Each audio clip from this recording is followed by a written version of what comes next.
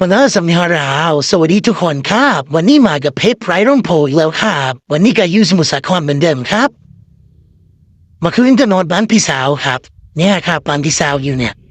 มาฟังบททดในหัวมาแบบนะเนี่ยหัวเนี่ยต่อตามจะพูดพอเลยแกไม่แก้ได้โหนะเนี่ยไม่ได้หมายใช่นะแกอภัยแอร์อภัยวัดคอมเพลตนะฮะไปดูสัตว์น้ำครับที่เขาอยู่ในกระโจมพอแต่ไม่ได้เยอะมากเพราะมันเห็นพอจะบอกว่ามีเล็กๆน้อยๆแต่ก็พาลูกถ่ายไปดูเนี่ยอันนี้ก็มาคอมเพลตนะปรับเด็กแกจะได้พูดพออิงกับมุจอนเราแล้วนะจึงแกโน่นเนี่ยที่อาตอนใจมาดับลันที่เด็ดอาเชลลิงกับสินทานเด็ดอาลับนิบาบรมได้รับน้องอีก2 คนครับอยู่สินทานมาชัยนะรับเสร็จแล้วก็เดินทางต่อเลยครับไปกันเลยครับเพื่อนมาถึงแล้วครับศูนย์แสดงพันสัตว์น้ำสมุทรสาครค่ะจอบเรื่องยัดมาชายนะนายกันแค่แบกแกดาโฮวีดอดไปเลยมาเปิดจอนนะไปดูพร้อมๆกันเลยครับเพื่อนๆไปตามมาเลยครับจอบเย่ราตอนเนี่ยไปพร้อมเลยพร้อมกันนะวันเอากับพี่ไม้ที่วันที่แบจะช่วยทุบวันที่เมื่อวานกับที่เดี๋ยวให้เขาชมฟรีนะตั้งแต่วันที่29ถึงวันที่1เขาไปชมฟรีได้เลยนะครับใครที่อยู่ระแวกนั้นก็เข้าไปได้เลยครับเลยเปิดเอานะก็มากันเนี่ยแกได้จุดดาหูแก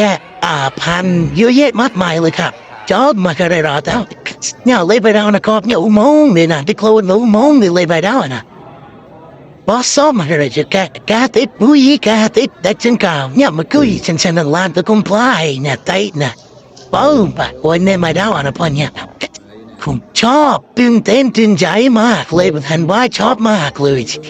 มีความสุขจริงๆเลยใช่ไหมครับลูกไอเนี่ย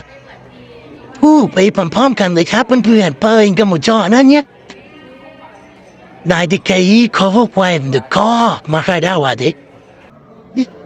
ไอ้แจกเนี่ยแกติดบุยดาวมาไงเนี่ยโอ้ยเยี่ยมมากนะ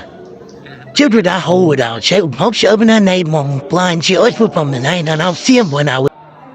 ดูแปลเสร็จแล้วครับเดี๋ยวเราจะไปเส้นทางกันต่อนะครับโอเคนะครับครับไหมโอเคผู้แอสเซนทานโน้มปากแกต่อยรอต่อไปจุ๊บมาถึงเส้นทางแล้วครับจบเส้นทางอย่ารอต่อดิไปละหมดเจมาเถอะต้นพิสมัติใหญ่มากอันนี้เส้นทางมหาชัยนะครับอยู่ที่สมุทรสาครนี่แหละครับเนี่ยคนก็เยอะเหมือนเดิมครับเพราะว่าเป็นวันหยุดมัวจะวูดีไม่คลายนักคนหมดไม่ไม่คลายเซมไม่คลายมาคาร์เนี่ยเดี๋ยวป้องอยากให้พลายชิปอลได้เท่าคิวข้าวละครับมากินข้าวได้ข้าวขาหมูมาครับมากินด้วยกันครับเนี่ยเดี๋ยวไปหาที่นานก่อนครับเอามาแบบพิเศษเลยครับสั่งเขาว่าพิเศษเลยครับเอามาจานใหญ่ๆเลยฮะอร่อยมากเขาต้มวิตป่วยดีมากเลยครับเชื่อข้อมาได้เดินหลายได้บอลรอข้อมาการาตา